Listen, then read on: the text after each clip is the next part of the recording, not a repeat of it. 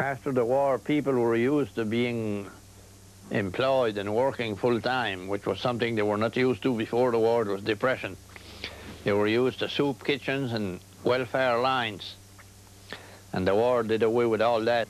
It done a lot of good and a lot of bad, I guess. Some good, a lot of good came out because of new medical, you know, they found things to look after diseases and things like that. It was bad what they did it on. They did it on people that were prisoners, you know, but they found a lot of new things in medicine. It advanced medicine an awful lot. It advanced communications an awful lot. If you look at radar and all this.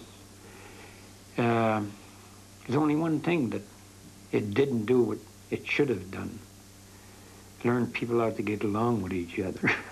And maybe that would have been, if it had done that, it would have really done something, you know. And it goes to the close-ups right now.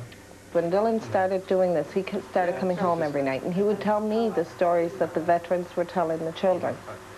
And I have a big heart, so I felt for all the soldiers that went to war. It was a terrible thing to have happened, you know. At 14, 15, 16, those boys should have been at home, and they weren't. They were out doing things that full-grown men who are mature and responsible and steady and know what they're doing would find hard to handle. These young boys, it must have been terrifying ordeals for them. Now when I look at Dylan, if he's doing something foolish, something trivial, something usually that I would holler at and say, Dylan, stop, you know, you have to behave now, you're getting on my nerves. I stop myself and I think, at least he's home doing these trivial things. He's not out to war, he's not out to sea. I know he's eating properly, I know he's sleeping in a soft bed. I know the only dangers around him are trivial little dangers. They don't matter anymore, you know. I put myself in the mother's place.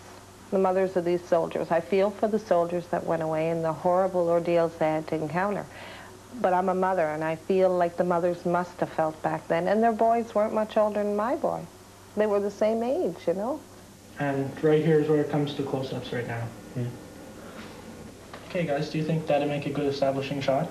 I think there's a good shot of it if it's just in the wind, if we just fade from that. I know what we can do. When he pulls on the string, then we can fade to it when it's gone. Yeah, but then he'll disappear from the frame. It's just it's too.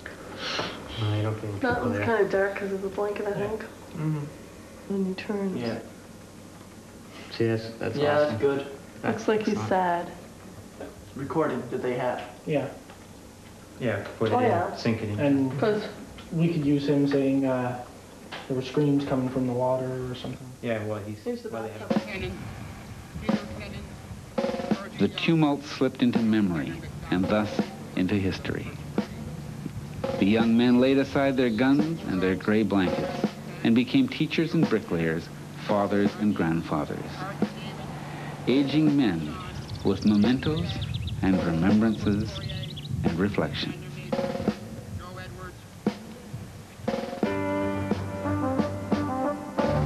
But it was scary because you heard screams. I don't know if it was coming from the water, but it must have been from people that were in the water with them.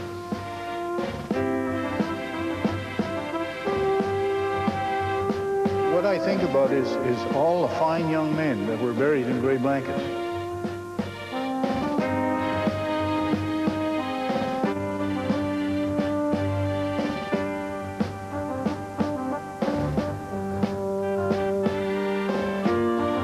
You think of shooting down an aircraft, not a human being.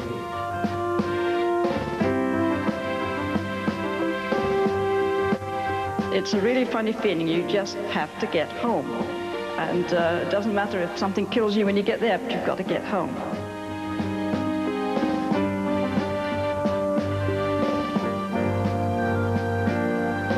And the first wave of American soldiers to go ashore were just simply slaughtered.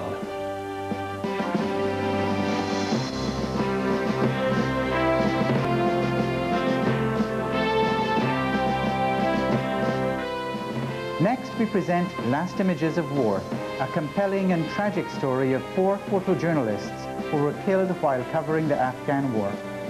Ben Kingsley narrates this artful and emotionally inspiring documentary tribute. Stay tuned.